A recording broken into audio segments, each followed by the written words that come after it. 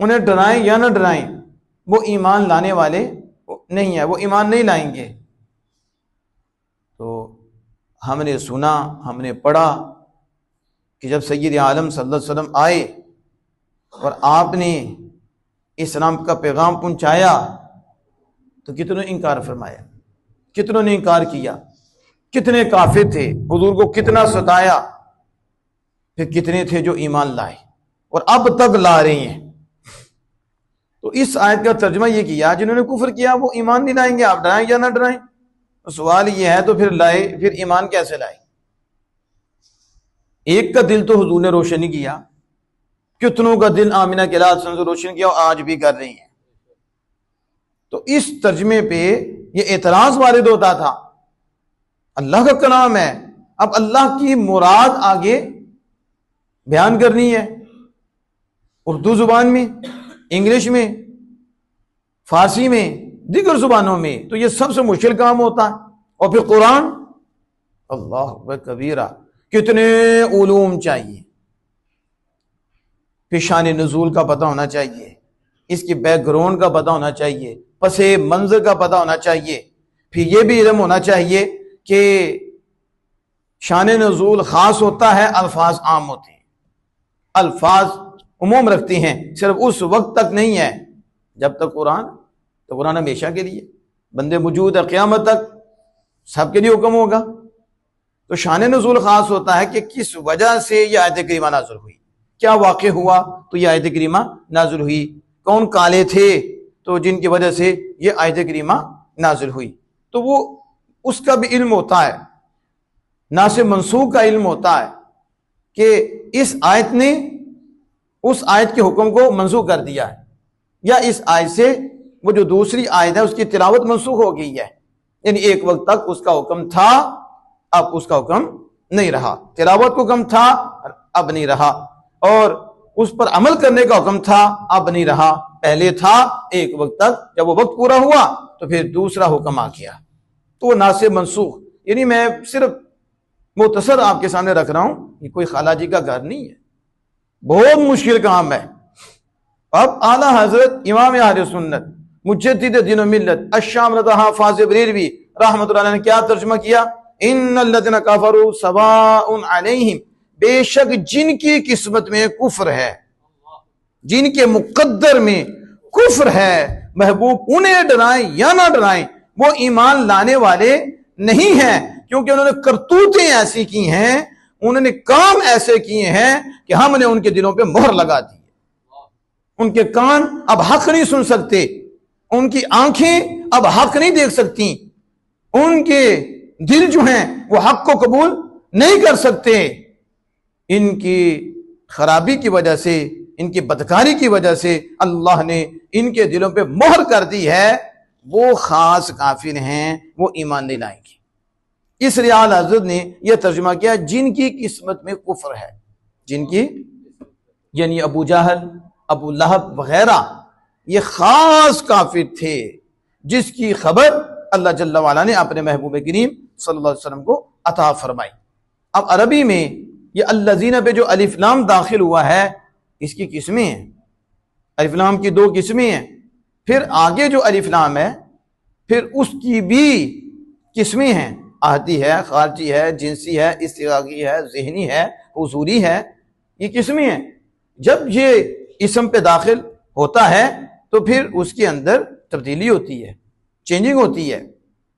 ठीक है, जो आहदे ज़हनी है वो जब दाखिल होता है तो तारीफ का फ़ायदा नहीं देता, ज़ाहिरन तो अलिफ लाम है, लेकिन जिनसी, इस्तिग़राक़ी ये क्या करते हैं, तब्दीली पैदा करते हैं, और फिर उसके अंदर मखसूस माना होता है, मखसूस चीज़ का जिक्र होता है, या फिर सब का होता है, इस्तिग़राक़ होता है, मसलन अल्हम्दुलिल्लाह।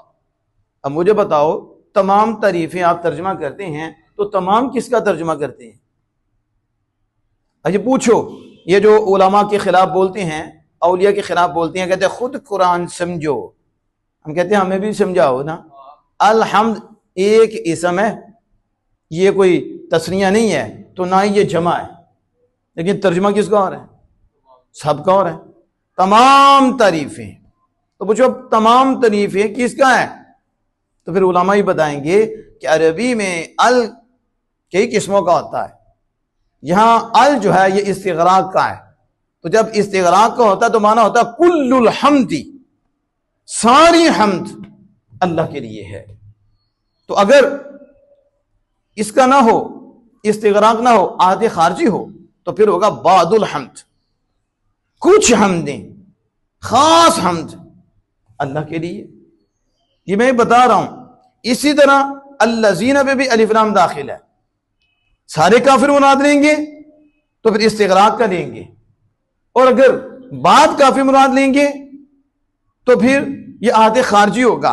यानी वो काफिर हैं जिनका जिक्र हो चुका है और वो मखसूस हैं और उनके दिनों पे मोहर लग चुकी है, वो मुराद लेंगे। तो आला हजरत ने कितनी तफासीर हैं, आप उनको सामने रखें और आला हजरत का एक लफ्ज सामने रखें, किस्मत। क्या तो आपको हमारी भी किस्मत है कि हमें आला हजरत मिल गए, अल्हम्दुलिल्लाह ये किस्मत है। इधर भी किस्मत का एक लफ्ज है और कितनी बहस है जिसको आला हजरत अजीम मर्तबत मुजद्दिद दीन व मिल्लत ने किस्मत के अंदर बंद कर दिया है। कहा आप इतने तो आप यहां तो उलमा के लिए मसला बन जाता। तो आला हजरत अजीम मर्तबत ने एक लफ्ज रखा और इधर सारे काफिर मुराद नहीं है, या अलिफ लाम इस्तिगराक का नहीं है, या अलिफ लाम आदे खारजी का है। यहां चंद काफिर मुराद हैं जो मखसूस हैं। अल्लाह उनके मुताबिक अपने महबूब को कह रहा है, मेरे महबूब ये बदबख्त ये ईमान नहीं लाएंगे, आप इन्हें डराएं या ना डराएं, ना अबू जहल ईमान लाएगा, ना अबू लहब ईमान लाएगा, ना उतबा, ना ये जितने कमीने हैं, इनकी कमीनगी की वजह से हमने इनके दिलों पे मोहर लगा दी है। ना आपको सुन सकती हैं, ना आपको कबूल कर सकती हैं, ना इनकी आंखें हक को देख सकती हैं। इनके लिए महबूब हमने अजाब रखा है और बड़ा अजाब है। हाँ, आप इन्हें डराएं या ना डराएं, ये ईमान नहीं लाएंगे, लेकिन इख्तियार आपको देते हैं, आप डराएंगे सवाब अल्लाह आपको अता फरमा देगा, यानी तबलीग का सवाब मिलेगा। पता भी हो ना कि ये वैसे बंदा कहता है कि ये नहीं मानेगा, तो ना माने, हम मनवाने तो आए नहीं। आप हक बात उस तक पहुंचा दो, अल्लाह दावत पे आपको अजर अता फरमाएगा। मुबल्लिग का काम होता है बात पहुंचाना, और जो दाई होता है उसका काम है दावत देना, ना कि गन पॉइंट पे लेके आना या फिर मनवाना। उसका काम है पहुंचाना, और रब का काम है दिल को रोशन फरमाना। ये अल्लाह है, हमारा काम तो पहुंचाना होता है, बस उस दावत पे अजर मिल जाता है, उस दावत पे सवाब मिल जाता है। ये नहीं कहा महबूब आपका डराना,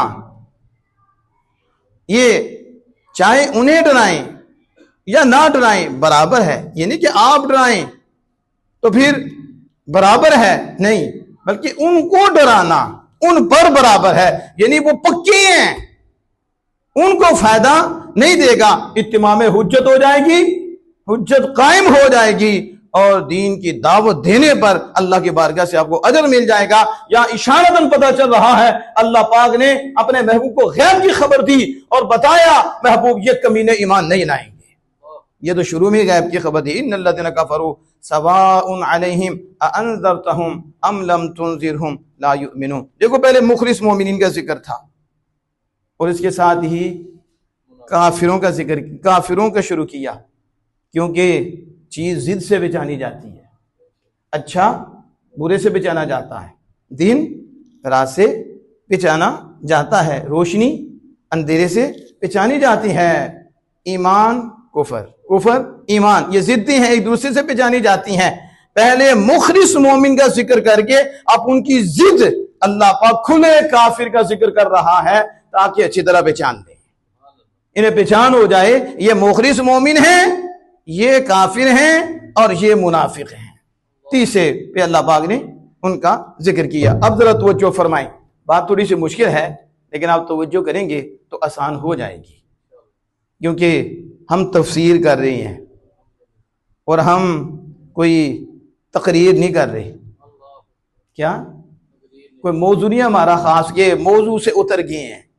हाँ, वो जो आप उतरे हुए हैं वो कहते हैं मौजू से उतर गए हैं। तुम तो पहले मौजू पे ना, सुबह तुम्हारे हो सकता वुजू करना भी ना आता हो, तो उलमा को मौजू से